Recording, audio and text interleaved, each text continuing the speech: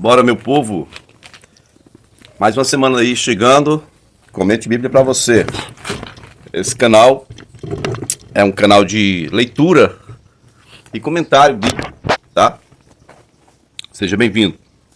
Nós paramos no último vídeo falando sobre Jesus no deserto e fazendo aplicações dentro desse contexto.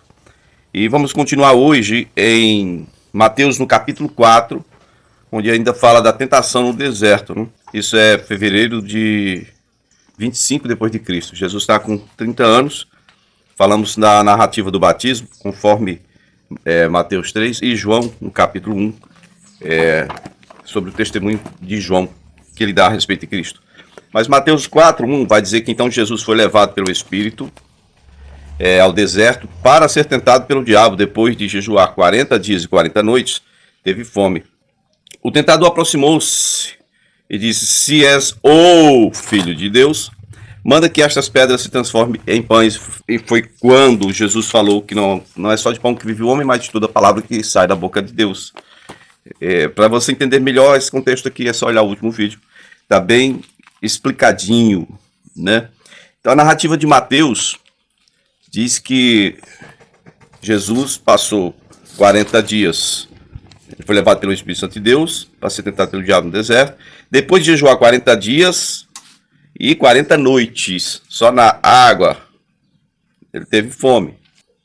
Moisés fez 40 dias e 40 noites sem água também, sem pão e sem água, né? Sem comida nem água. As outras narrativas, em Marcos 1, vai dizer que o Espírito Santo de Deus o impeliu para o deserto. Ali esteve 40 dias sendo tentado por Satanás. Qual é a ideia aqui? A ideia é que ele realmente passou 40 dias e 40 noites sendo tentado por Satanás, porém a narrativa principal é a que aparece, né? Qual é a principal? Foi o momento mais difícil. Quando é esse momento mais difícil? Bom, é quando ele teve fome. Não foi uma fome de 4 dias e 4 noites, né? Fome de 40 dias e 40 noites. Todas as narrativas começam com o tentador querendo prover para Jesus, dar uma forcinha, né? Para Jesus não morrer de fome ali. Ele diz: transforme essas pedras em pães. E se formos olhar direitinho, em Mateus começa assim, depois vai para a Cidade Santa. O diabo levou a Cidade Santa, colocou no mais alto local lá do templo, e disse-lhe: se és filho de Deus, lança-te daqui para baixo, que está escrito, né? Salmo 91, verso 11 e 12, está escrito: ele dará ordem aos teus anjos a teu respeito, para que te guarde, eles te segurarão nas mãos, para que você nem tropece em alguma pedra. Então, em Lucas, essas duas se invertem. Isso fica por último, e então, em seguida, depois da oferta do pão, vem, no caso, a oferta de toda a glória dos reinos dessa terra, né? Em Mateus isso está por último, tá certo?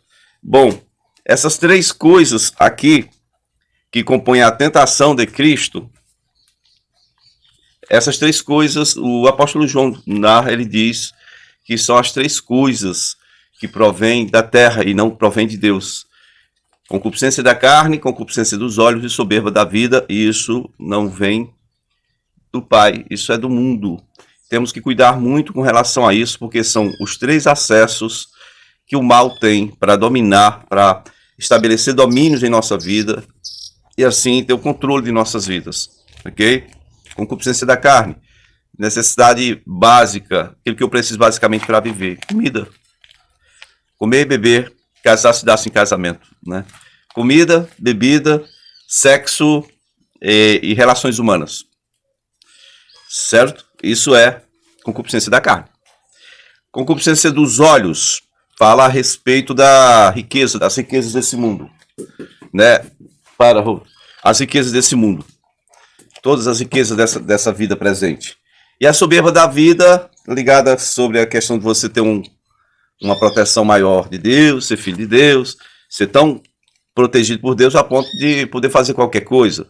Tipo, eu vou voar para um abismo, porque eu sou filho de Deus, ele vai me segurar, me sustentar. Foi quando Jesus falou para Satanás: mas também está escrito que nós não devemos tentar ao Senhor nosso Deus, ou ao Senhor teu Deus, tá bom? Né? As respostas de Jesus foram pontuais, todas foram respostas bíblicas. ele sempre respondeu, está escrito, não só de pão vive o homem, está escrito, só ao Senhor teu Deus adorará, só a ele darás culto, né? Quando foi oferecido todas as riquezas desse mundo, em troca de ele se prostrar e adorar.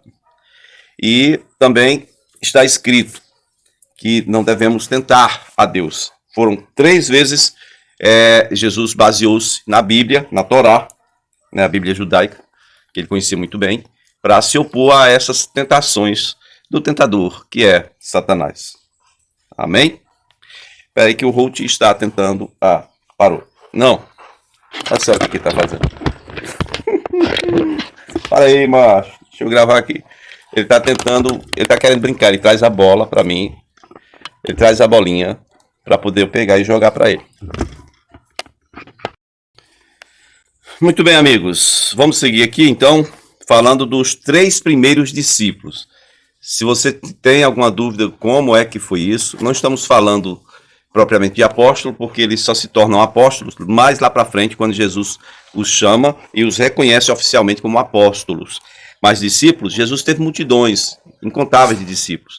E aí, se você tem dúvida sobre quem foram os primeiros discípulos, você vai ler aí em João no capítulo 1, do versículo 35 ao 42, 35 ao 42, onde diz que no dia seguinte, João estava ali novamente com os seus discípulos, quando viu Jesus passando, disse, vejam, é o Cordeiro de Deus.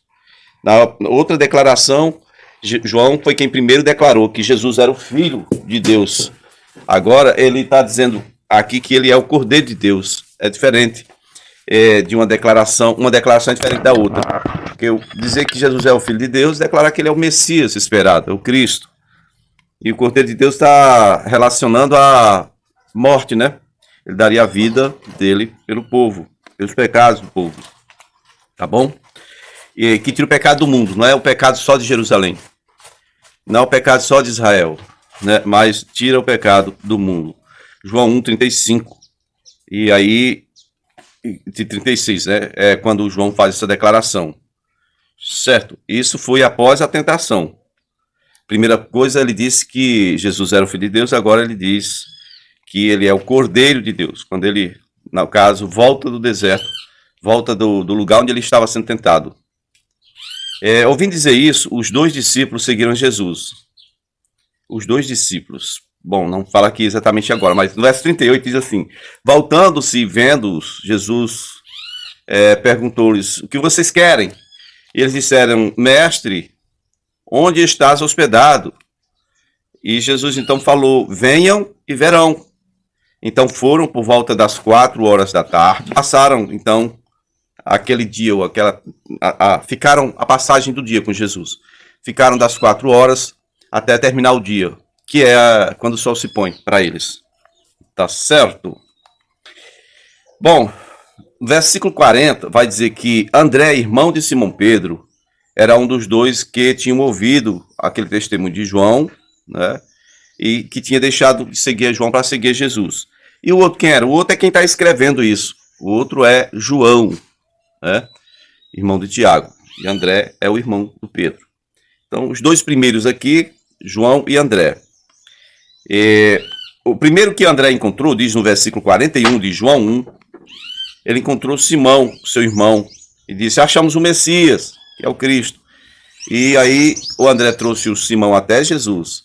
Quando Jesus olhou para Simão, disse, você é Simão, filho de João. Você será chamado Cefas, que quer dizer Pedro. Ele mudou o nome de Pedro no dia da apresentação. Não é interessante isso? Aqui existe um princípio. Sempre que Jesus muda o nome de alguém, sempre que Deus muda o nome de alguém, ele está tentando adequar aquela pessoa ao propósito ou à promessa ou aos princípios da aliança com a qual ou pela qual o Senhor quer trabalhar a vida daquela pessoa. Ele mudou o nome de Pedro. Simão é o mesmo Simeão, filho de Israel, né? Jacó, que é Israel. O segundo filho. O primeiro foi Rubem, o segundo foi Simeão, Simão. O terceiro foi Levi e depois o quarto foi Judá, de onde vêm os judeus. aqui nós vemos umas coisas bem interessantes. Nós vamos ver lá na frente que o traidor é o Judá, é o Judas. Foi o mesmo que, querendo livrar José, Judá disse, não vamos matar não, vamos vender ele como escravo. Parece que a história se repete, porque é o Judá, o Judas, que vai vender Jesus por 30 moedas. E Simão, você estava falando de Simão? Pois é, Simeão, junto com Levi, foi violento, né? Matou todos os homens do povoado de Siquém, na época do Jacó, tá bom? Simeão. A tribo de Simeão se dissolveu dentro da tribo de Judá, tá? Mas Simeão era o cara violento. E provavelmente era o cara que queria matar, eliminar o José. Por que eu sei disso? Porque quando José quis uma revanchezinha com os irmãos, ele queria que o Simeão ficasse lá para aprender uma lição, preso. Bom, Simeão é o Simão, o violento. Quem sacou de uma espada também feriu alguém, né? Foi o Pedro, que é o Simeão, tá? Só para você ir meditando nessas coisas que parecem estar sempre se repetindo. E Jesus então mudou o nome dele para Cefas. Algumas pessoas dizem que é porque Simão é cana, agitada pelo vento, e Petros é Pedro, é pedra, pedrinha, é brita, não é? Mas não era só por esse significado, mas pelo que a história falava sobre Simeão, o violento. Mesmo assim, Pedro ainda foi quem levou a característica do Simeão, tá bom? É isto. Mas Pedro, sobre esta pedra, você é brita, mas eu vou edificar minha igreja sobre essa rocha que sou eu. Seria esse o caso. O próprio Pedro depois vai dizer em sua carta que ele, Jesus, ele é a pedra angular, né? A rocha eterna. Os três primeiros foram estes. João, André, e agora o André levou Pedro. E quando chegou na presença do Senhor, o Senhor já mudou o nome dele. Se você observar aí adiante, João 1, no versículo 43, vai dizer que no dia seguinte, Jesus decidiu ir para a Galileia. Bom, lembre que André e João estavam com Jesus. No dia seguinte, eles saíram, André foi chamar Pedro. Certo? E agora já é outro dia. Eles decidiram, então, ir para a Galileia. Quem? Jesus, João, André e Pedro. João 1,43 diz que quando encontrou Filipe, eles encontraram Filipe. Disse-lhe, siga-me. Bom, Filipe, como André e Pedro, que eram da cidade de Betsaida, né? Então, seguiram. Filipe, versículo 45, diz que Filipe encontrou outro, chamado Natanael.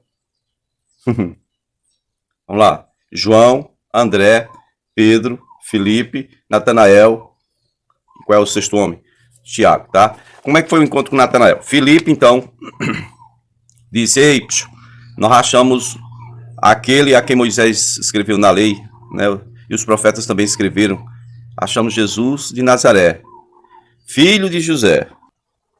Olha a resposta do Natanael, verso 46. Nazaré? Pode vir alguma coisa boa de lá? Filipe disse para Natanael, venha e veja. Versículo 47. Ao ver Natanael se aproximando, Jesus disse, aí está um verdadeiro israelita em quem não há falsidade. E Natanael pergunta ao Senhor, de onde me conheces? Jesus respondeu, eu o vi quando você ainda estava debaixo da figueira, antes de Filipe te chamar. Então aqui está a declaração de Natanael. Mestre, tu és o Filho de Deus, tu és o Rei de Israel, o Machia. Tá? Jesus disse, você crê porque eu disse que vi você debaixo da figueira? Você verá coisas maiores do que essa. E então acrescentou, digo-lhes a verdade, vocês verão o céu aberto e os anjos de Deus subindo e descendo sobre o Filho do Homem. Tá certo? Aqui nós temos a segunda pessoa que declarou que Jesus era o Cristo de Deus, o Messias, o Filho de Deus, o Rei de Israel. E o nome dele é Natanael, ok? O primeiro foi João Batista, o segundo é Natanael. No próximo a gente continua.